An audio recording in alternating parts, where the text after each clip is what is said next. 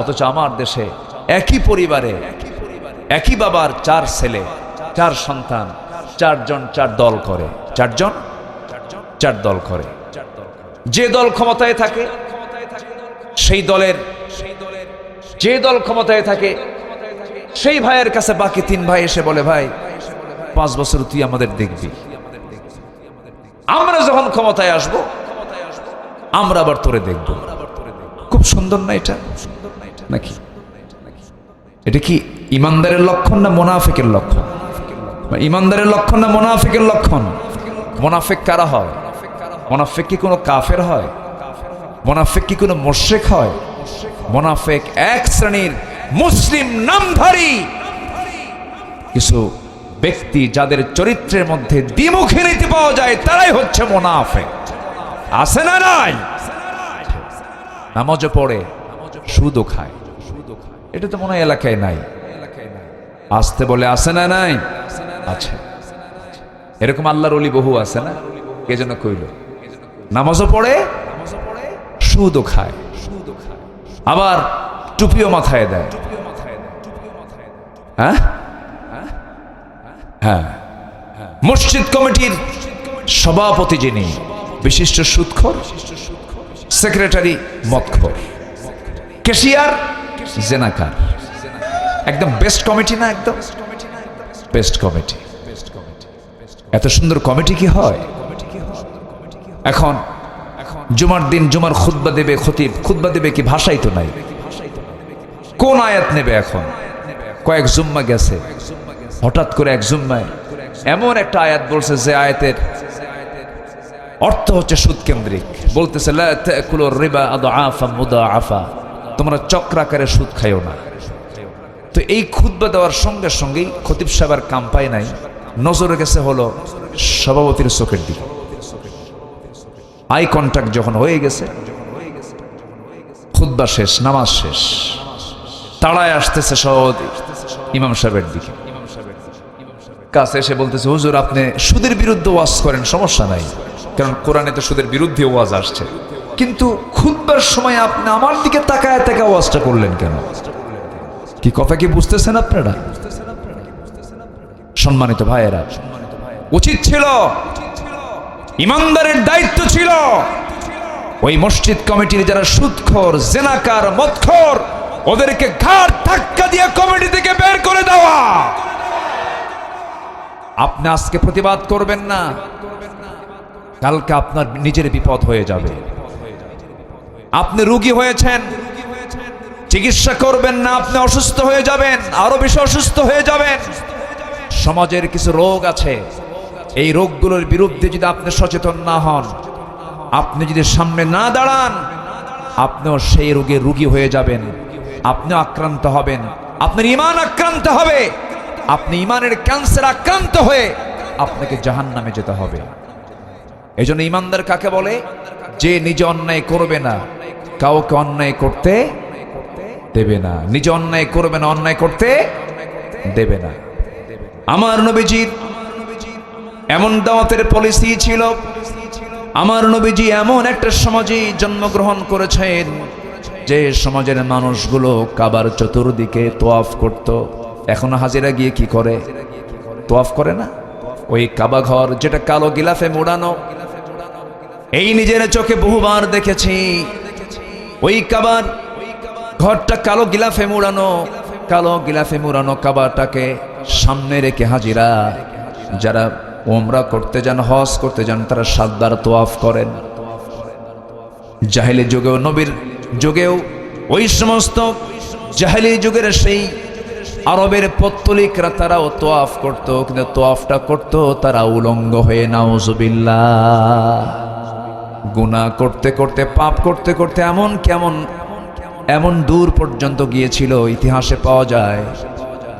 আমার নবীজির জীবদ্দশায় রাসূল যখন নতুন নবুয়ত পেলেন, সেই সময় দেখা গেছে রাসূল নিজের চোখে দেখেছেন কাবা শরীফের ভিতরে তারা 360টা মূর্তি পর্যন্ত তুলেছিল। যেরকম নাউজুবিল্লাহ। আমার নবীজি যখন ছোট মানুষ, সিরাত ইবনে হিশামে এসেছে, আমার নবীজি 5 থেকে 6 বছর বয়স, আবু তালিব তাকে আস্তে করে ডাক দিয়ে বলছে, মুহাম্মদ আমাদের তোয়াফ করার সিস্টেম হলো উলঙ্গ করে তোয়াফ করতে হয়, লুঙ্গিটা খুলে ফেলো। আমার নবী লুঙ্গির গিটায় হাত দিয়েছেন, কিন্তু লজ্জাবোধ তার মধ্যে এমনভাবে গভীরভাবে জেগে বসেছে, লজ্জায় তিনি কেমনে লুঙ্গি খুলবেন, সেই সময় তিনি সেন্সলেস হয়ে গেছেন। আর তার লুঙ্গি খুলতে হয় নাই, সতর খুলতে হয় নাই। এমন একটা জাহেলি সমাজ, রাসূল সেই সমাজে জন্মগ্রহণ করেন। মেয়ে সন্তানদের কোনো মূল্য ছিল না, নারী সমাজের কোনো দাম ছিল না। নারী সন্তান, মেয়ে সন্তান জন্ম নিয়েছে এমন রেকর্ড আছে। সেই সময় সেই যুগের মেয়েরা যখন সন্তান সম্ভবা হয়ে যেত, ডেলিভারির যখন সময় হয়ে যেত, পেটে সন্তান এসেছে, 9 মাস পূর্ণ হয়ে গেছে, 10 মাস পূর্ণ হয়ে গেছে, ডেলিভারির সময় তারা করতো কি, গর্তের কিনারে গিয়ে বসে থাকতো, অপেক্ষার প্রহর গুনত সন্তানটা কখন ভূমিষ্ঠ হবে। সন্তান যখন ভূমিষ্ঠ হতো তখন দেখে নিত এটা ছেলে না মেয়ে। মেয়ে সন্তান হলে সঙ্গে সঙ্গে গর্তের মধ্যে পাথর চাপা দিয়ে, মাটি চাপা দিয়ে দুনিয়া থেকে বিদায় করে দিত। সুদ ছিল তাদের প্রধান মাধ্যম, জেনা ছিল তাদের সবচেয়ে বড় অপকর্মের জায়গা। সুদ, মদ, জেনা, খুন কাবদলা, খুন ছিল যাদের নিত্য নৈমিত্তিক ব্যাপার। একটা ভাঙ্গা হাড়ি, ভাঙ্গা পাতিলকে, মাটির পাতিলকে কেন্দ্র করে যুগের পরে যুগ তারা যুদ্ধ বাজায় রাখত। সেই শততা বিভক্ত জাতিকে 100টার কাঠিতে রাসূল আবদ্ধ করেছেন, অন্য কিছু দিয়ে নয়, একমাত্র কি দিয়া বলেন? আসতে বলবেন না কি দিয়া?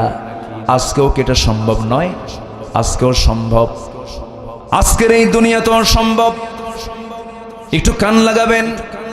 আমার মার অনেকে মাহফিল আসছেন, মাদের কি বলি, মা আজ থেকে 1500 বছর আগে আপনার কোনো দাম ছিল না, আপনার কোনো সম্মান ছিল না। রাসূল সেই যুগে এসে নারীদেরকে এমন সম্মানে তাদেরকেও সমাসীন করলেন। রাসূল বললেন, যার ঘরে একটা মেয়ে তার জন্য একটা পৃথক জান্নাত, যার ঘরে 2টা মেয়ে তার জন্য 2টা পৃথক জান্নাত, যার ঘরে 3টা মেয়ে তার জন্য 3টা পৃথক জান্নাত। জোরে কোন সুবহানাল্লাহ। রাসূল নারীকে দাম দিলেন, জান্নাতের ঠিকানা দিয়ে দিলেন। মার পায়ের নিচে জান্নাত। অথচ রাসূল যে যুগে জন্ম নিয়েছিলেন সেই যুগে নারীর কোনো দাম ছিল না। আমার রাসূলের জীবদ্দশায় রাসূল যখন নবুয়ত পেলেন, একজন নবীর সামনে সে কালিমা পড়ে মুসলমান হয়ে নবীর হাতে বায়াত নিয়ে কালিমাওয়ালা হয়ে গেলেন। কয়েকদিন পর নবীর সামনে শুধু ডুকরে ডুকরে কাঁদে। রাসূল বলেন, ও সাহাবী, ইসলাম কবুল করেছো, মন খারাপ নাকি তোমার? কেন হুজুর এত কান্নাকাটি করো কেন? সুশ্রী চেহারা, সুন্দর চেহারার অধিকারী এই সাহাবী যখন কান্নায় ভেঙে পড়ছে, রাসূল বলেন, তুমি আমার কাছাকাছি আসো, কি হয়েছে তোমার বলো। হুজুর, আমি ইসলাম কবুল করেছি, আমি বড় ভাগ্যবান, কিন্তু আমার একটা জীবনের অপকর্মের জন্য আমি চরম অনুতপ্ত, আমার চরম কষ্ট হচ্ছে। আমার মন বলছে, আল্লাহ বুঝে আমার সব গুনাহ হয়তো মাফ করতে পারেন, কিন্তু আমার এই গুনাহটা মাফ হবে না। রাসূল বলেন, সাহাবী, আমি কি তোমার সামনে থেকে এই কথাগুলোকে শুনতে পারি নাকি? আমাকে একটু খুলে খুলে বলো তো। রাসূল শুধু ওয়াজ করতেন না, তিনি ওয়াজ মাঝে মাঝে শুনতেন, সাহাবীদের সঙ্গে তিনি মত বিনিময় করতেন। যখন তিনি বলে ফেললেন, সাহাবী কি হয়েছিল বলো, অনেক লম্বা কথা শর্ট করে বলি। ওই সাহাবী বললেন, ইয়া রাসূলুল্লাহ, জাহেলি যুগের কারণে আমার স্ত্রীর গর্ভে যখন সন্তান চলে এলো, সন্তান সম্ভব যখন হয়ে গেল, বললাম সোজা কথা শোনো, যাও মায়ের বাড়ি যাচ্ছ, সন্তান ছেলে হলে জীবিত নিয়ে আসবে, সন্তান মৃত হলে আমাকে না বলেই তাকে জীবন্ত পুঁতে হত্যা করবে। বউটাকে পাঠায় দিলাম, মার বাড়ি চলে গেল, সন্তান ডেলিভারি হয়ে গেছে, সন্তানটা মেয়ে হয়েছে, আমাকে বলাই হলো না, কিন্তু আমার অজান্তে সন্তানটাকে না মেরে ফেলে দিয়ে আমার চোখের আড়ালে সন্তানটাকে ধীরে ধীরে বড় করতে লাগলো। 4-5 বছর বয়স যখন হয়ে গেছে, একদিন সন্তানটা আমার চোখের সামনে ধরা পড়ে গেছে। চট করে ধরে ফেললাম, চট করে দূরে আমার স্ত্রীর সামনে দাঁড় করায় বললাম, দেখো তো, এ আমার মতো চোখ, আমার মতো হাত, আমার মতো পা। মন বলছে, মনে হয় এই সন্তানটা আমাদের কেউ হবে। বলো তো সত্যি করে সন্তানটার পরিচয় কি? আমার স্ত্রী থরথর করে কাঁপতেছে, হুজুর, ওর বডি ল্যাঙ্গুয়েজ প্রমাণ হলো এটা আমার সন্তান। হেপে গেলাম, রেগে গেলাম, কিন্তু বুঝতে দিলাম না। অভিনয় শুরু করে দিলাম। বউটাকে বললাম, তোমার মেয়েটাকে সুন্দর করে সাজিয়ে দাও, গুছিয়ে দাও, নানির বাড়ি নিয়ে যাব। এই কথা বলা মাত্র হুজুর আমার মেয়েটা এত খুশি হলো, আমার কপালে চুমা খায়, আমার কোলে এসে বসে। আমি তাকে আদর করলাম, অভিনয় করলাম। সন্তানটাকে তার মা সাজিয়ে দিল, বুক ভরা নিয়ে মেয়েটা আমার সঙ্গে রওনা দিল। কিন্তু আমি যেমন পাষাণ বাপ, এই কথা তো আমার মেয়ে জানতো না। সামনে একটা জঙ্গল বের হলো, জঙ্গল পার হয়ে গেলাম, হাতে একটা কোদাল নিলাম। ঠিক দ্বিপ্রহর দুপুরবেলা গর্ত খনন শুরু করে দিলাম। আমার মেয়েটা বারবার বলে, নানা, নানার বাড়ি যাব। আব্বা, তুমি এখানে গর্ত খনন কেন করছো? কি হয়েছে বাবা, কি করবে? আমি কোনো কথা বললাম না। ঠিক দুপুরবেলা ঘর্মাক্ত দেহ, গামছা দিয়া আমার ঘামগুলো বারবার মুছে দিচ্ছে। দাড়ির মধ্যে মাটিগুলো ঢুকে পড়তেছে, বারবার খিলাল করে করে আমার দাড়িগুলো মুছে সাফ করে দিচ্ছে। কিন্তু আমার দিলটা একটুর জন্য নরম হলো না। গর্ত খনন যখন শেষ হলো, শিরকিয়াতের কারণে মেয়েটাকে বললাম, দেখো তোমার গর্ত খনন কেমন হয়েছে। মেয়েটা আমার সরল মনে গর্তের কাছে গেল, উকি মেরে দেখতে লাগলো। সরল মনে যখন দেখতে নিয়েছে, আমি পিছন দিকে চলে আসলাম, জোরে একটা ধাক্কা মারলাম পিছন থেকে। এক ধাক্কায় সে গর্তের মধ্যে পড়ে গেল উপর হয়ে। চিত হয়ে দুইটা হাত এক জায়গায় করে বলছে, বাবা, বুঝতে পেরেছি তুমি আমাকে কেন এই জায়গায় নিয়ে এসেছো। মার কথাটাই বাস্তব হয়েছে। ও বাবা, আজকে তুমি আমাকে মেরে ফেলার জন্য এই জায়গায় নিয়ে আসছো। বাবা, প্রয়োজনে ভিক্ষা করে খাবো, প্রয়োজনে চেয়ে খাবো, তোমার সামনে আমার চেহারা কখনো দেখাবো না। আমি তোমার কাছে আজকে প্রাণে ভিক্ষা চাই। আমি তোমার সামনে আজকে প্রাণ ভিক্ষা কামনা করছি। আমাকে মাফ করে দাও, আমাকে জীবনে বাঁচায় দাও হুজুর। বিন্দু পরিমাণ দিলের মধ্যে থেকে মোহাব্বত জাগলো না। বড় ওজনের পাথর নিয়ে আসলাম, বুকে মেরে দিলাম। পাথর চাপা দিয়া, মাটি চাপা দিয়া জনমের মতো নিজের হাতে সন্তানকে দুনিয়া থেকে বিদায় করে দিলাম। নবীজি দীর্ঘ কথাটা রাসূলের সামনে বসে বসে সমস্ত কথাগুলো শুনলেন।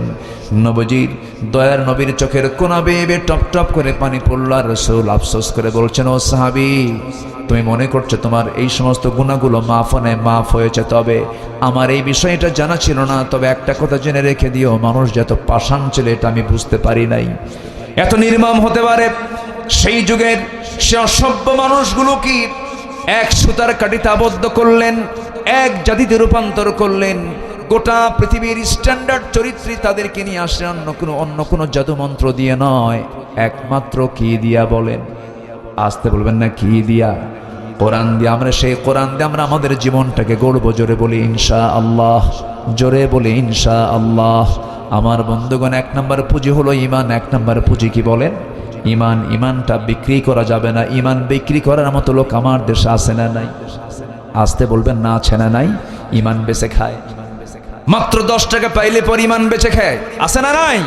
আচ্ছা, ঈমানটাকে নষ্ট করা যাবে না, ঈমানকে ধ্বংস করা যাবে না।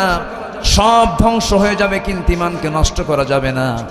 যেমন করে সাহাবে কেরামদের জীবনের দিকে একটু তাকায় দেখেন, ঈমানের তারা কি লালন করেছেন, ঈমানের তারা কি যত্ন নিয়েছেন। হাসতে হাসতে দুনিয়া থেকে বিদায় নিয়েছেন, কিন্তু বাতিল শক্তির কাছে তারা মাথা নত করেন নাই। ঠিক কি না? আছে না? আছে না? একই আলেম তো, একই আলেম। কেউ সরকারি খরচে হজে যায়, আবার কেউ সরকারি খরচে জেলখানায় থাকে। সবাইকে একরকম? সবাইকে একরকম? ইমামদের ইমাম ছিলেন ইমামে আজম আবু হানিফা রাহমাতুল্লাহ আলাইহি।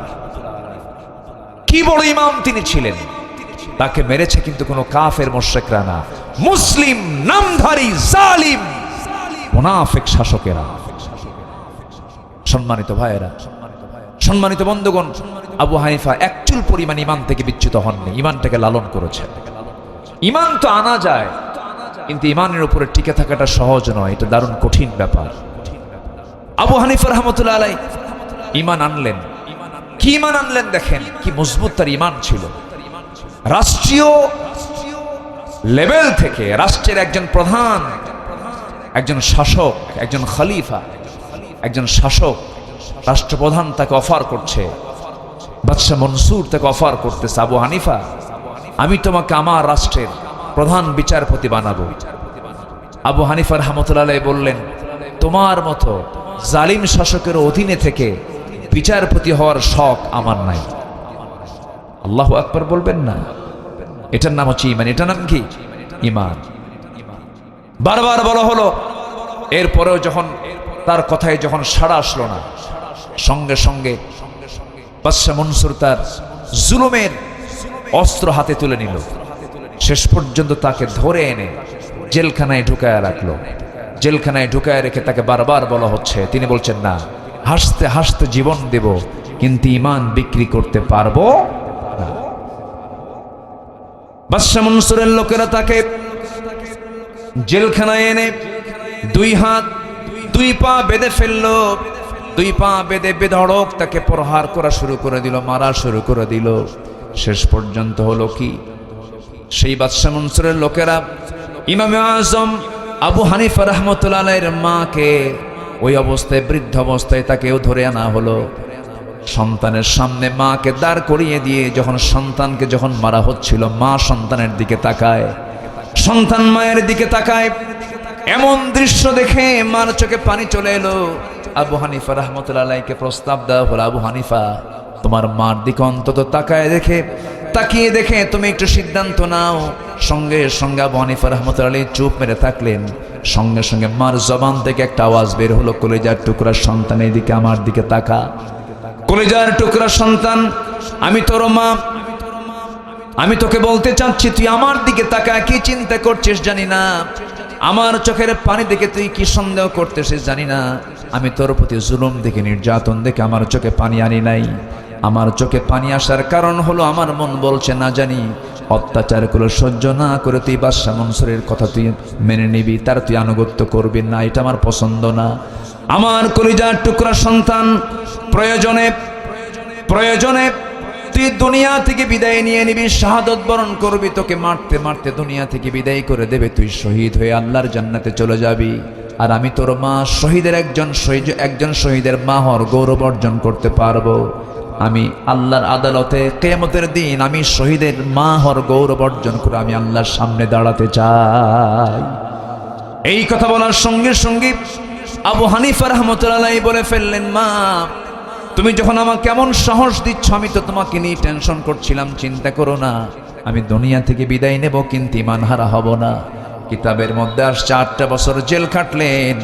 8 বছরের মাথায় তাকে যখন বশ করা গেল না, তাকে বিষ প্রয়োগ করে জেলখানায় দুনিয়া থেকে বিদায় করে দেওয়া হলো।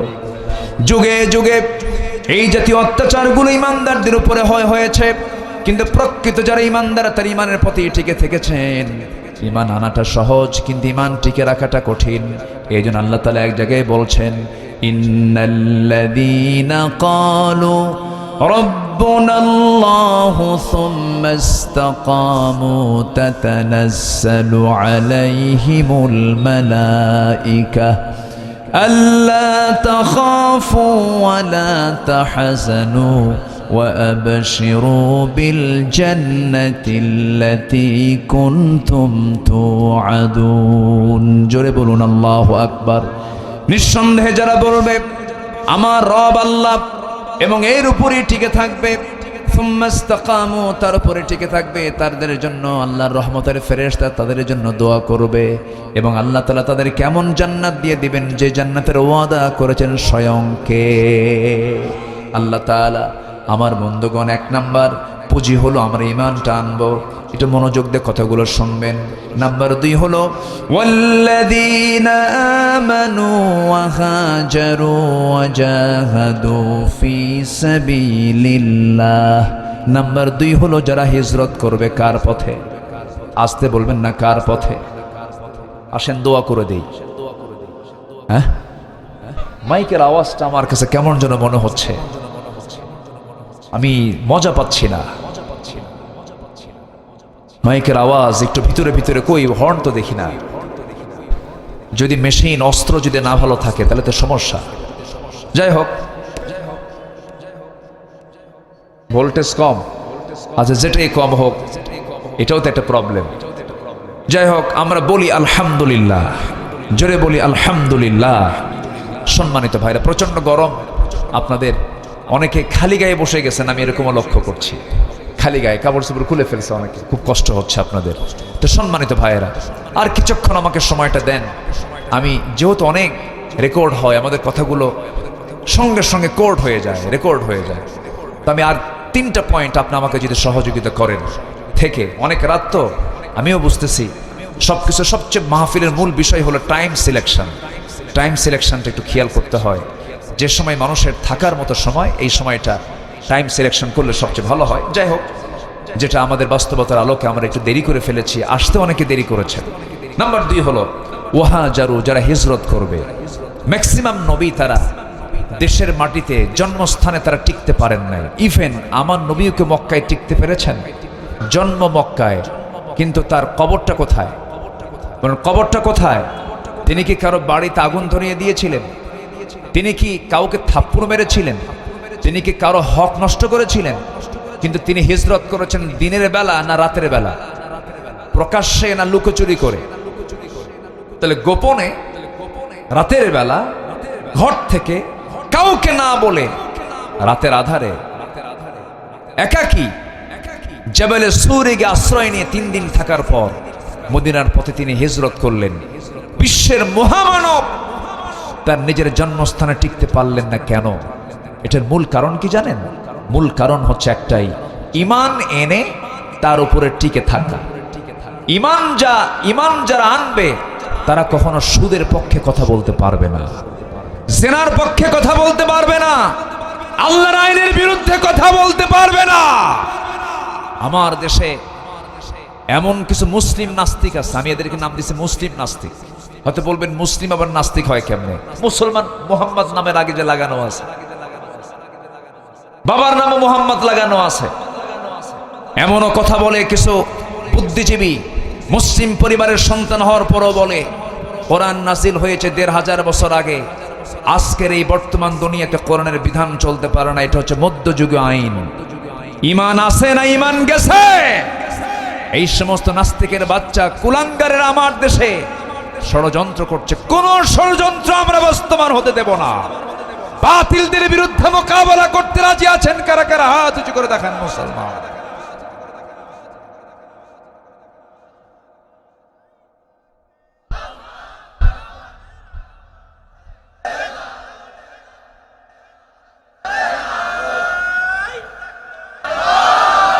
আল্লাহ কবুল করেন, জোরে বলে আমিন, আরো জোরে আমিন।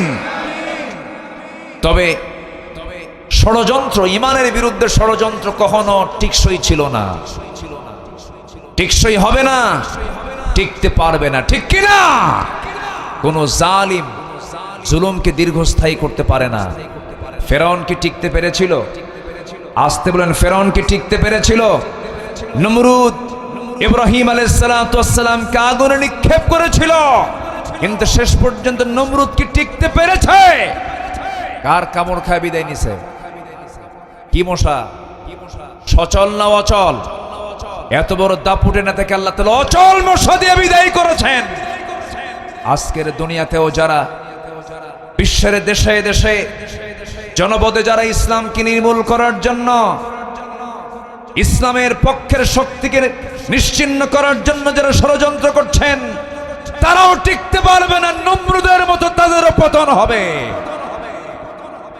ইসরায়েল ফিলিস্তিনের ফুটন্ত গোলাপগুলোকে বম্বিং করে শেষ করছে, বুকটা ফেটে যায়। আজকে 57টি মুসলিম রাষ্ট্র যদি এক প্ল্যাটফর্মে এসে যদি একটা হুঙ্কার ছাড়ত, 180 কোটি মুসলমান 1 কোটি মুসলমানকে মুহূর্তের মধ্যে শেষ করতে পারত। কিন্তু আজকে মুসলমানকে এক, নিজের ঘরে গৃহযুদ্ধ। পৃথিবীতে সবচেয়ে বড় যুদ্ধ কোনটা বলেন? কি যুদ্ধ? বিশ্বযুদ্ধ এত বড় না। আমরা নিজেরা নিজেদেরকে ধ্বংসের দিকে ঠেলে দিচ্ছি। এর মূল কারণ হলো আমাদের ঈমানের দুর্বলতা। আমার রাসূল দিনকে বিজয়ী করার জন্য মক্কায় টিকতে পারলেন না, হিজরত করে চলে গেলেন কোথায়? মদিনায়। তাহলে ঈমান আনলে হিজরতের লাইনও আমার আপনার জীবনে আসতে পারে কি পারে না? পারে। বাড়ি ঘর ছেড়েছেন আমার নবীজি, মদিনা, মক্কা থেকে মদিনায় তিনি চলে গেলেন, টিকতে পারলেন না। মুসা আলাইহিস সালাতু ওয়াস সালাম হকের পক্ষে কথা বলেছেন, ফেরাউন তার বিরুদ্ধে হত্যার হুলিয়া জারি করেছে, দেশ ছেড়েছেন, পালাতে বাধ্য হয়েছেন। হত্যার হুলিয়া যখন জারি করা হলো, মুসা আলাইহিস সালাতু ওয়াস সালাম হকের পক্ষে কথা বলেছেন, কিন্তু তারই গোত্রের একটা লোক বেয়াদবি করতেছিল তার সামনে বারবার। খুব রাগী লোক ছিলেন তো মুসা আলাইহিস সালাতু ওয়াস সালাম, প্রচন্ড রাগী ছিলেন। পৃথিবীতে যত পয়গম্বর আল্লাহ তাআলা পাঠিয়েছেন সমস্ত পয়গম্বরদের মধ্যে সবচেয়ে রাগী নবী কে ছিলেন? কেন রাগটা ছিল জানেন? এ রাগ হওয়ার কারণ হলো ফেরাউনকে মোকাবেলা করার জন্য এইরকম রাগী লোক ছাড়া সম্ভব না। আস্তে কোন কেন? আস্তে কোন কেন? রাগের দরকার আছে না নাই? যদি মোহাব্বত করতে হয় আল্লাহর জন্য মোহাব্বত করব। যদি রাখতে হয়, ক্ষেপতে হয়, প্রতিবাদ করতে হয় আল্লাহর জন্য রাখবো, প্রতিবাদ করব। মুসা আলাইহিস সালাতু ওয়াস সালাম ক্ষেপে গেলেন, প্রতিবাদ করতে গিয়ে মারলেন একটা থাপ্পড়। শাসন করার জন্য মারলেন থাপ্পড়, কিন্তু শাসন করতে নিয়ে থাপ্পড় মারাও সারা, মরে যাওয়া সারা। যখন মরে গেছে তখন আল্লাহ রেখে, আল্লাহ দোষ তো আমার না, দোষ তোমার। কেন? থাপ্পড় মারছে আমি শাসন করার জন্য, তুমি মেরে ফেলে দেওয়ার কি দরকার ছিল? উল্টা দোষ কারে দিচ্ছে? আল্লাহকে দিচ্ছে। উনি একটু মজার নবী ছিলেন। মুসার নাম ছাড়া ওয়াজ জমে না। আল্লাহ তাআলা কোরআনও মুসার নাম বারবার ঢুকায়া দিয়ে কোরআনটাও ভরপুর করে দিয়েছেন তার নাম দিয়ে। যেরকম আল্লাহু আকবার, যারা কোরআন পড়েন প্রত্যেকটা প্রায় জায়গায় মুসার নামটা আছে না নাই বলেন তো? আছে। খাবারের জন্য যেমন লবণ দরকার হয়, ওয়াজের জন্য মুসার আলোচনা না আসলে ওয়াজ জমে না। আল্লাহু আকবার। প্রচন্ড দামি নবী ছিলেন। আমরা 5 ওয়াক্ত নামাজই পড়তে চাই না, নামাজ কিন্তু 50 ওয়াক্ত আসছিল। এই 50 ওয়াক্তকে আপিল করে কমাইছে কোন নবী? তিনি কি আমাদের নবী? আমাদের নবীকে মুহাম্মদ সাল্লাল্লাহু আলাইহি ওয়াসাল্লাম, কিন্তু কমায় দিল কোন নবী? তো আমাদের জন্য ক্ষতি হয়েছে না লাভ হয়েছে?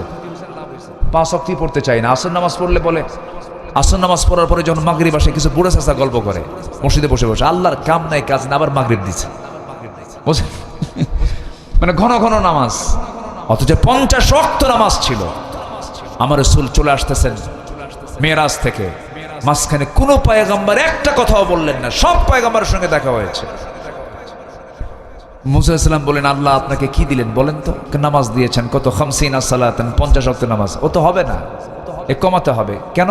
অভিজ্ঞতা আপনার ঠিক আছে, আছে, আপনি নবী বড়, কিন্তু আমি তো আপনার আগের নবী, আমি তো বুঝি পাবলিক কি জিনিস, আমার তো জানা আছে। নামাজ কমান। আমি আল্লাহর কাছে যাবো কেমন? আপনি আল্লাহর কাছে চলে যান, আল্লাহ যদি কিছু বলে আপনি আমার নামটা নিয়ে নিবেন, একটা ব্যবস্থা হবে। গেছেন কেন? আমি তো চলেই গেছিলাম, মুসা আমাকে পাঠায় দিয়েছে। আল্লাহ আচ্ছা লোকের নাম নিছেন। নামাজ না কমান পর্যন্ত কোনো উপায় নাই। আল্লাহ তাআলা সুন্দর করে মুসার আপিলটাকে গ্রহণ করে 50কে 5 বানায় দিলেন। যেরকম সুবহানাল্লাহ। 50 লাগবে না, 40 লাগবে না, 30 লাগবে না, 20 লাগবে না, 10 লাগবে না, মাত্র 5 ওয়াক্ত নামাজ। আপনার উম্মত যদি সময় মতো সুন্দর করে পড়তে পারে, আমি আল্লাহ বলে দিলাম 50 ওয়াক্তের যে সমান সওয়াব, সেই সমান সওয়াব আমি তার আমলনামায় দিয়ে দেব। সবাইকে 5 ওয়াক্ত নামাজ পড়তে রাজি আছেন নাকি? 5 ওয়াক্ত নামাজ পড়বেন কারা কারা? একটু হাত তোলা দেখান তো। জোরে বলেন ইয়া আল্লাহ, আরো জোরে ইয়া আল্লাহ।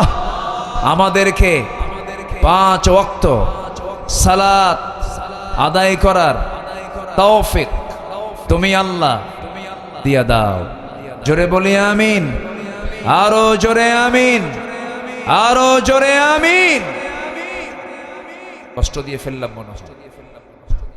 নামাজ পড়লে আমার আপনার জন্য জান্নাতের সম্ভাবনা আছে না নাই? কিন্তু কিছু কিছু দরবার আছে আমার দেশে, সেই দরবারের মুরিদ হলে নামাজই লাগে না। এরকম ভণ্ড দরবারও আছে না নাই? আচ্ছা, ওই সমস্ত দরবারে আমাদের যাওয়া যাবে না। নামাজ আছে যেখানে আমার অবস্থান, সেখানে আল্লাহ কবুল করুন। জোরে বলি আমিন। সে মুসা আলাইহিস সালাতু ওয়াস সালাম, হ্যাঁ, লোক চলে তো যাবে, একটু বসেন। জি বলি আলহামদুলিল্লাহ, জোরে বলি আলহামদুলিল্লাহ। সম্মানিত ভাইয়েরা, সম্মানিত বন্ধুগণ, তাহলে ঈমান আমার 1 নম্বর পুঁজি। আর ঈমান যখন আমি আনতে যাব, হিজরত, দেশ ত্যাগ, জেল, জুলুম, নির্যাতন, নিপীড়ন, হুমকি ধামকি আছে না নাই? এটাকেও মাথায় নিতে হবে। নাম্বার 3 হলো আল্লাহ তাআলা বলছেন ওয়াজাহাদু ফি সাবিলিল্লাহ, যারা জিহাদ করবে। কার পথে? আসতে বলবেন না, কার পথে? আল্লাহর পথে। আল্লাহর পথে যারা জিহাদ করবে। জিহাদ হচ্ছে ঈমানকে চেনার ইমানদারকে চেনার হচ্ছে এটা হচ্ছে মাধ্যম। নামাজ মুনাফিকরাও পড়ে, রোজা মুনাফিকরাও রাখে, দান সদকা মুনাফিকরাও দেখানোর জন্য করে, কিন্তু দিন কায়েমের জন্য জিহাদি তামান্না একমাত্র ইমানদারদের মধ্যে এটা বিরাজ করতে পারে। সম্মানিত ভাইয়েরা, আমার রাসূল যখন নামাজ পড়াচ্ছেন তখন মুনাফিকও নামাজ পড়েছে, ইমানদারও নামাজ পড়েছে, কিন্তু রাসূল যখন ডাক দিয়েছেন চলো বউ ছেড়ে, পরিবার ছেড়ে, সন্তান ছেড়ে দিন কায়েমের জন্য যেতে হবে, সেই সময় সবাই যেতে পারেনি, মুনাফিক চিহ্নিত হয়ে গেছে। জিহাদের গুরুত্ব কতটুকু জাস্ট একটা ইতিহাস বললে বিষয়টি স্পষ্ট হয়ে যাবে। আমার দিকে একটু তাকান। সেই বিষয়টা হলো আমার নবীজি জীবনের সবচেয়ে বড় একটা অভিযান করেছিলেন, সেটা হলো তাবুক অভিযান। কি অভিযান বলেন তো? তাবুক অভিযান। সেই তাবুক অভিযানে 30,000 সৈন্য নিয়ে আমার রাসূল রওনা দিয়েছিলেন মুতার বিরুদ্ধে রোমানদের বিরুদ্ধে যুদ্ধ করার জন্য। কিন্তু সেই যুদ্ধে 30,000 সৈন্যের সেনাপতি মুহাম্মদ সাল্লাল্লাহু আলাইহি ওয়াসাল্লাম গেলেন তিনি, কিন্তু যুদ্ধ হলো না। বিনা যুদ্ধে তিনি আবার চলে আসলেন, মদিনার মসজিদে এসে বসলেন। 30,000 সৈন্যকে নিয়ে রাসূল যখন মদিনায় আসলেন, হঠাৎ করে এক সাহাবী এসে রাসূলের সামনে 2 হাঁটু গেড়ে দিয়ে বলছেন, ইয়া রাসূলুল্লাহ, আমাকে মাফ করে দিবেন। কেন, তুমি কি করেছো? হুজুর, বড় একটা আমি অপরাধ করে ফেলেছি। কি? আমি যুদ্ধে যাই না, আমি জিহাদে যাই না। আমার নবীজি বললেন, ও সাহাবী কাব বিন মালিক, তুমি যুদ্ধে কেন যাও নাই বলো? তিনি বলছেন, ইয়া রাসূলুল্লাহ, কোনো কারণ ছিল না, গড়িমসি করেছি, আমি ইচ্ছা করে যাই নাই। আর কে কে যাও নাই? হুজুর, হেলাল বিন উমাইয়া যায় নাই। আর কে যাও নাই? মুরারা বিন রাবিয়া যায় নাই। আর কে যাও নাই বলো? হুজুর, আমার জানা নাই। 3 জনের কথা যখন রাসূল শুনতে পেলেন, কাব বিন মালিক বড় একজন সাহাবী ছিলেন, তাকে বললেন, কাব বিন মালিক, তুমি এখন আমার সামনে থেকে চলে যেতে পারো। তাকে পাঠিয়ে দেওয়া হলো মসজিদ থেকে। যেতে বললেন, বের হয়ে যাওয়ার সঙ্গে সঙ্গে আমার নবীজি রক্তিম চেহারা নিয়ে দাঁড়ায় গেলেন। দাঁড়িয়ে গিয়ে সাহাবায়ে কেরামকে ডাক দিলেন, নতুন করে সাহাবীদেরকে ডাক দিয়ে বলেন, সাহাবীরা শোনো, এই যে কাব বিন মালিক আমার কাছ থেকে চলে গেল, হেলাল বিন উমাইয়া, মুরারা বিন রাবিয়া, এই 3 জন কেন যুদ্ধে গেল না? কেন জিহাদে অংশগ্রহণ করলো না? আমি রাসূল বলে দিচ্ছি, মদিনার সমস্ত মুসলমানদেরকে জানিয়ে দাও, এদের সঙ্গে, এই 3 জনের সঙ্গে সকল প্রকার লেনদেন, কথাবার্তা সব কিছু আজকের থেকে বন্ধ। কথাবার্তা বন্ধ, লেনদেন বন্ধ, সব বয়কট। এই 3 জনের বিরুদ্ধে মদিনার দরজায় নোটিশ জারি হয়ে গেল, বয়কটের সিদ্ধান্ত চূড়ান্ত হয়ে গেল। কাব বিন মালিকের কানে যখন সংবাদ চলে গেছে, কাব বিন মালিক তিনি দরজার কাছে গেলেন, নিজের বাড়ির দরজার কাছে গিয়ে নক করে বলছেন, বউ দরজা খোলো। ভিতর থেকে বউ দরজার কাছে এসে বলছে, আমার স্বামী, দরজা খুলবো, কিন্তু শর্ত হলো আপনার ঘরে আমি আপনাকে ঢুকায় দিয়ে পিছনের দরজাটা বের হয়ে যাব, কারণ যে লোকটাকে রাসূল পর্যন্ত বয়কট করেছেন আমিও তাকে বয়কট করতে বাধ্য হলাম। কাব বিন মালিক সঙ্গে সঙ্গে ঘরের দরজার সামনে থেকে আবার বাইরে চলে গেছেন। চোখের পানিতে গাল ভিজে যাচ্ছে, সেজদায় পড়ে পড়ে অস্থির হয়ে যাচ্ছেন, তওবা করছেন আল্লাহর কাছে। হেলাল বিন উমাইয়ার বয়স 70 বছরের বুড়া মানুষ, কপালের ভাঁজ হয়ে গেছে, তার চামড়াগুলো কুঁচকে গেছে, দাঁতগুলো পড়ে গেছে, বুড়া মানুষ হেলাল বিন উমাইয়া। এই হেলাল বিন উমাইয়া রাদিয়াল্লাহু তাআলা আনহু, তার কানে যখন নবীজির বয়কটের কথা যখন কানে চলে গেছে, হেলাল বিন উমাইয়া করলেন কি, ঘরের ভিতরে থাকা নিজের হাতে বেঁধে 2টা হাত রশি দিয়ে বেঁধে ফেললেন, রশি নিয়ে চলে আসলেন মদিনার মসজিদের সামনে, খুঁটির সাথে দড়ি বাঁধলেন, 2টা হাত বেঁধে বলছে, হেলাল রে, তোর মতো অভাগা মানুষ আর দুনিয়াতে নাই, নবী তোর বিরুদ্ধে বয়কটের ডাক দিয়েছে। মুসল্লিরা যখন, সাহাবীরা যখন মসজিদের দিকে নামাজের জন্য আসে, বারবার হেলাল বিন উমাইয়া সবাইকে সালাম দেন, কেউ সালামের জবাব নেয় না, বুকটা ফেটে যায়। এরকম করে দীর্ঘদিন চলে গেল, কেউ তাদের সঙ্গে কথা বলে না। হেলাল বিন উমাইয়া সেজদায় পড়ে পড়ে কাঁদেন, কাব বিন মালিক সেজদায় পড়ে পড়ে কাঁদেন, মুরারা বিন রাবিয়া রাদিয়াল্লাহু তাআলা আনহু পাহাড়ি গুহার মধ্যে সেজদায় পড়ে পড়ে কাঁদেন। শেষ পর্যন্ত নবীজি তাদেরকে বয়কট করলেও আল্লাহ তাআলা তাদের তওবাকে কবুল করেন। সূরা তওবার মধ্যে আসছে, ওয়া আলা সালাসাতিল্লাযীনা খুল্লিফু, হে রাসূল, ওই 3 জন সাহাবী যারা যুদ্ধে অংশগ্রহণ করে নাই কিন্তু তাদের তওবা আমি আল্লাহ কবুল করে নিয়েছি। এই আয়াত যখন নাযিল হলো, সঙ্গে সঙ্গে রাসূল চিৎকার মেরে সাহাবায়ে কেরামকে ডাক দিয়ে বলছেন, সাহাবীরা, আমার হেলাল বিন উমাইয়া, আমার মুরারা বিন রাবিআ, আমার কাব বিন মালিক, আমি তাদেরকে মাফ করে নাই, কিন্তু আল্লাহ তাদেরকে মাফ করে দিয়েছেন, তাদেরকে আমার সামনে ডেকে আনো। তিনজনকে নবীর সামনে হাজির যখন করা হলো, রাসূলকে দেখে বলছেন, ও আমার সাহাবীরা, আমি তোদেরকে বয়কট করেছিলাম জিহাদে না অংশগ্রহণ করার জন্য, কিন্তু আল্লাহ তোদের তওবাকে কবুল করে নিয়েছেন।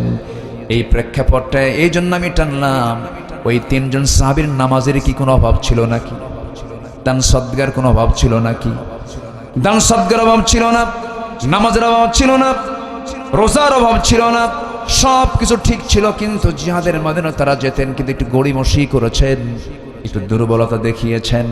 আমার বন্ধুগণ, ওই তিনজন সাহাবীকে রাসূল ইচ্ছা করলে বলতে পারতেন, শোনো, এমন যুদ্ধে গেছিলাম যে যুদ্ধ হয়ই নাই, 30,000 সৈন্য গেছিলাম, সেখানে মাত্র 3 জন তোমরা যাও না, যাও, আমি তোমাদেরকে মাফ করে দিলাম, এটাও বলতে পারতেন। তাও না করে রাসূল বরঞ্চ বললেন, না না, ক্ষমা করা যাবে না। এখান থেকে বিষয়টি স্পষ্ট হয়ে গেল, একজন বান্দার জীবনে জিহাদের গুরুত্ব আছে না নাই। এই 3টা কাজ ঈমান যারা আনবে, হিজরত যারা করবে, নাম্বার 3 হলো জিহাদ যারা করবে, এবং এই জিহাদের সঙ্গে যারা সম্পৃক্ত, তাদেরকে যারা আশ্রয় দেবে, ও নাসর এবং সাহায্য করবে, এই 4টা কাজ যারা করবে, আল্লাহ রাব্বুল আলামিন বলেন, উলাইকা হুমুল মুমিনুনা হাক্কান লাহুম মাগফিরাতুন ওয়া রিজকুন কারীম। ওই সমস্ত বান্দার জন্য আমি আল্লাহ বলে দিচ্ছি, আমার দফতর থেকে আমি তাদেরকে ঈমানের সার্টিফিকেট দিয়ে দেব। জোরে কোন সুবহানাল্লাহ। কিসের সার্টিফিকেট? কে দিবেন? কে দিবেন? আল্লাহ তাআলা দিবেন। নাম্বার 2 হলো, আল্লাহ তাআলা বলছেন, আমি তাদের জন্য ক্ষমার ব্যবস্থা করব। জোরে কোন সুবহানাল্লাহ। সাধারণ ক্ষমা বোঝেন তো, কোনো প্রশ্নই হবে না। ক্ষমা করলে কি আর প্রশ্ন হয়? লাহুম মাগফিরা, তাদেরকে ক্ষমা করে দেওয়া হবে। আচ্ছা, আমি কি আয়াতের বাইরে কোনো কথা বলতেছি? আমি আয়াতের বাইরে কি একটা কথা বলেছি বলেন তো? আমি যে আয়াত ধরেছি, এই আয়াতের মধ্যে আমি অবস্থান করছি।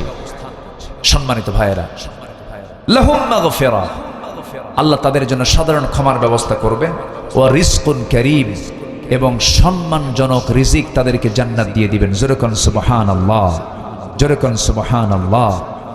সম্মানিত ভাইয়েরা, আসুন এই আয়াতের আলোকে আমরা আমাদের জীবনকে সাজাই, নিজের ব্যক্তি জীবনকে, পরিবার জীবনকে সাজাই। আল্লাহ তাআলা মাদেরকে দ্বীনের জন্য কবুল করুন, মাদেরকে পর্দায় থাকার তৌফিক দান করুন, কোরআন মাফিক জীবন গড়ার তৌফিক দান করুন। নিজে আলেম হতে পারেন নাই, সন্তানকে আলেম বানান, চোখ বন্ধ করে মাদ্রাসায় দেন, সন্তানের হাতে কোরআন তুলে দেন। সন্তান ভালো করার জন্য আপনার দরকার নেই, কোরআন আপনার সন্তানকে পাহারা দেবে। আল্লাহ কবুল করুন। যে যেখানে আছি আমরা সবাই বসে পড়ি, আমরা আল্লাহর কাছে চাবো। অনেক রাত হয়েছে, পার্শ্ববর্তী থানা থেকেও এসেছেন, অনেক দূর দূরান্ত থেকে মাহফিল এসেছেন, এবং প্রচণ্ড এই গরমের মধ্যে প্রতিকূল পরিবেশে এসেছেন। আমরা এই মাহফিলের সফলতা কামনা করি, মাদ্রাসার জন্য দোয়া করি। যে যেখানে আছেন আমরা সবাই বসি। দোয়ার দরকার আছে না নাই বলেন তো? আছে। যাদের দোয়ার দরকার নেই, হতে তাদের আব্বা আম্মার জন্য তাদের কোনো মহব্বত নাই, আসেন আমরা একসঙ্গে দোয়া করি। আমরা আল্লাহর কাছে চাই, সবাই বলে সুবহানাকাল্লাহুম্মা ওয়া বিহামদিকা, বলেন সুবহানাকাল্লাহুম্মা ওয়া বিহামদিকা, আশহাদু আল্লা ইলাহা ইল্লা আনতা, আস্তাগফিরুকা ওয়া আতুবু ইলাইকা। চিৎকার মেরে বলি, ইয়া আল্লাহ, আমার জীবনের সগীরা কবীরা, ছোট বড় সব গুনাহ তুমি আল্লাহ মাফ করে দাও। জোরে বলি, ইয়া রাব্বাল আলামিন, ইয়া রাব্বাল আলামিন, ইয়া রাব্বাল আলামিন। সবাই নামাজের মতো করে বসি, আমরা আল্লাহর কাছে চাবো, আল্লাহ যেন আমাদেরকে মাফ করে দেন। আর কোনো কথা আছে আপনাদের? গজল শুনবেন? হ্যাঁ, এলোকে জানিস না কি রে, জানিস না কি রে,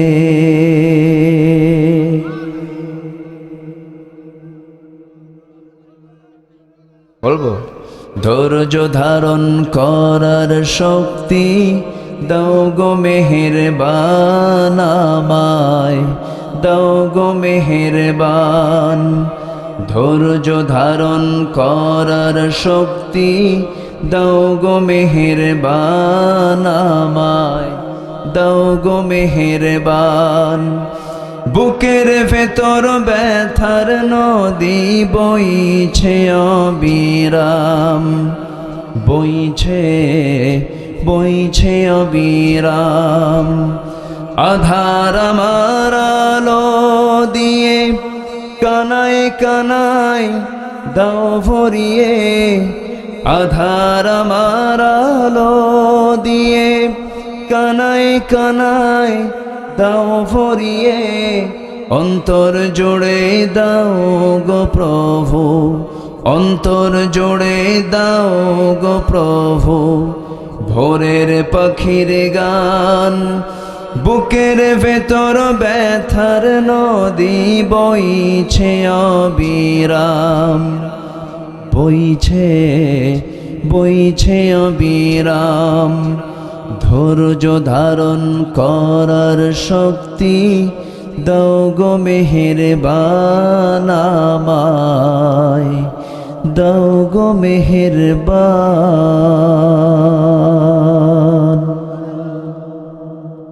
যে আসুন আমরা নামাজের মতো করে বসি। আমরা চাইবো কার কাছে? আল্লাহর কাছে। অনেকে প্রচন্ড গরম, একটা বৈরী আবহাওয়া, এর মাঝে অনেকে চলেও গেছেন, অনেক দূর থেকে আসছেন, সমস্যা নেই। আমরা সবার জন্য দোয়া করি। আশেপাশে যত মাইয়াত শুয়ে আছেন তাদের জন্য দোয়া করব। আমরা ভাববো হয়তো বা এই দোয়াটা আমার জীবনের শেষ দোয়া তো হতে পারে। আমরা চাইবো কার কাছে বলেন তো? সবাই বলি সুবহানাকাল্লাহুম্মা ওয়া বিহামদিকা আশহাদু আল্লা ইলাহা ইল্লা আনতা আস্তাগফিরুকা ওয়া আতুবু ইলাইকা। চিৎকার মেরে বলি, ইয়া আল্লাহ, আমার জীবনের সগীরা কবীরা, ছোট বড় সব গুনাহ তুমি আল্লাহ মাফ করে দাও। জোরে বলুন, ইয়া রাব্বাল আলামিন, ইয়া রাব্বাল আলামিন।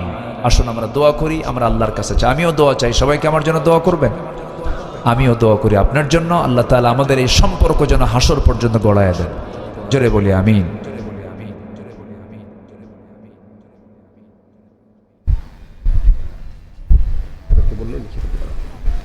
আসুন আমরা আল্লাহর কাছে চাইবো ইনশাআল্লাহ।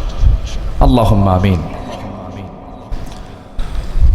ربنا ظلمنا أنفسنا وإن لم تغفر لنا وترحمنا لنكونن من الخاسرين ربنا لا تزغ قلوبنا بعد إذ هديتنا وهب لنا من لدنك رحمة إنك أنت الوهاب। গভীরাত নিঝুম রাত, প্রচন্ড খরতাপি প্রচন্ড গরমের ভিতরে সারাদিন ঘর্মাক্ত দেহ নিয়ে, পরিশ্রান্ত দেহ নিয়া এই রাতের আধারেও অনেক গভীর রাত পর্যন্ত তোমার বান্দাগুলো কোরআন শোনার পর দুটো হাত ভিক্ষুকের মতো পেতে আছে। আল্লাহ, গুনার দিকে নজর দিও না, বান্দা মনে করে তামাম জিন্দেগির গুনাহগুলোকে মাফ করে দাও। জনম দুঃখিনী মা, জনম দুঃখী বাপজান যারা চলে গেছেন, জিন্দেগির গুনাহগুলো মাফ করো, কবরগুলোকে জান্নাতের টুকরা বানাইয়া দাও। এমন ভাই আমার সঙ্গে হাত তুলতে পারেন যিনি নিজের হাতে নিজের মাকে দাফন করেছেন, নিজের বাবার লাশ নিজের পিঠে বহন করে কবর পর্যন্ত নিয়ে চলে গেছেন। সে আব্বা আম্মা যারা চলে গেল, জিন্দেগির গুনাহগুলো মাফ করো, কবরগুলোকে জান্নাতের টুকরা বানাইয়া দাও। হাতটা উঁচু করে ধরুন, চোখটা বন্ধ করুন, আল্লাহর নাম, আল্লাহর যে শিখে দেওয়া দোয়া, সেই দোয়াটা পরে পরে আমরা সবাই আব্বা আম্মার জন্য বলি, রব্বির হামহুমা কামা রব্বায়ানি সগীরা, রব্বির হামহুমা কামা রব্বায়ানি সগীরা, রব্বির হামহুমা কামা রব্বায়ানি সগীরা। ও আল্লাহ, বিশেষ করে মাহফিলটার আয়োজন করলেন যারা, কষ্ট করে আসলেন যারা, বিনিময়ে কিয়ামতের কঠিন ময়দান যেদিন কেউ কাউকে চিনবে না, এমনকি মা সন্তানকে পর্যন্ত স্বীকার করে বসবে, যেদিন মানুষ কাঁদতে কাঁদতে চোখের পানিগুলো পড়ে যাবে, চোখ থেকে রক্ত বের হওয়া শুরু হয়ে যাবে, সেই কঠিন মুসিবতের দিন এ মাহফিল সবার জন্য নাজাতের মাধ্যম তুমি আল্লাহ বানাইয়া দিও। তোমার বান্দাগুলোকে নিয়ে এমন সময় হাত তুলেছি মুসলমানদের পায়ের তলায় যখন মাটি নাই, মেহেরবানি করে তোমার কাছে ফরিয়াদ করি, বাইতুল আকসা তুমি আল্লাহ মুসলমানদের হাতে তুলে দাও, ফিলিস্তিনকে বাঁচাও, কাশ্মীরকে তুমি আল্লাহ বাঁচাইয়া দাও। আয় আল্লাহ তাআলা, তোমার বান্দাগুলোকে নিয়ে হাত তুলেছি, তোমার বান্দাদের যা যা প্রার্থনা, যা যা চাওয়া তুমি আল্লাহ পাওয়া করে দিও। দুনিয়া থেকে কোন দিন বিদায় নেব জানি না, ডান হাতে আমলনামা না আসা পর্যন্ত আমাদের কবরে নিও না। আয় আল্লাহ তাআলা, যেদিন মরে যাব, আয় আল্লাহ তাআলা, ডান হাতে আমলনামা না আসা পর্যন্ত তুমি আল্লাহ মরণ দিবা না। আয় আল্লাহ তাআলা, পাখিকে আমরা হারিয়ে ফেলেছি, কোরআনের পাখিটা আজকে দুনিয়াতে নাই। আল্লাহ মেহেরবানি করে তোমার কাছে ফরিয়াদ করি, আমাদের পাখিটার কবরটাকে তুমি আল্লাহ জান্নাতের টুকরা বানাইয়া দাও। দুনিয়া থেকে কোন দিন বিদায় নেব কেউ তো বলতে পারি না, আসার তো সিরিয়াল ছিল, যাওয়ার তো কোনো সিরিয়াল নাই রে। কোন দিন মরে যাব কেউ আমরা জানি না, তোমার কাছে ফরিয়াদ করি, মূর্তি যখন হবে শহীদি মওত কপালে জুটাইয়া দিও। এই মাদ্রাসার শুরু থেকে নিয়ে আজ পর্যন্ত যত সহযোগিতা যে যা করেছেন সবার দানকে তুমি আল্লাহ কবুল আর মঞ্জুর করে নাও।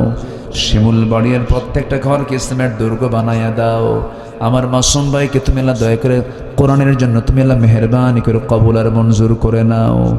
এই মাদ্রাসায় যত ছাত্র শিক্ষকরা পড়াশোনা করছেন আল্লাহ তুমি তাদের সকল কিছুতে তুমি আল্লাহ বরকত দিয়ে ধন্য করে দাও। আয় আল্লাহ তাআলা, যত অর্থ যে যা দান করেছেন আল্লাহ সবার অর্থ দানকে তুমি আর দয়া করে কবুল আর মঞ্জুর করে নাও। এই পৃথিবীতে আসার তো সিরিয়াল ছিল, যাওয়ার তো কোনো ধারাবাহিকতা থাকে না রে। বাবার আগে ছেলে যায়, দাদার আগে নাতি চলে যায়।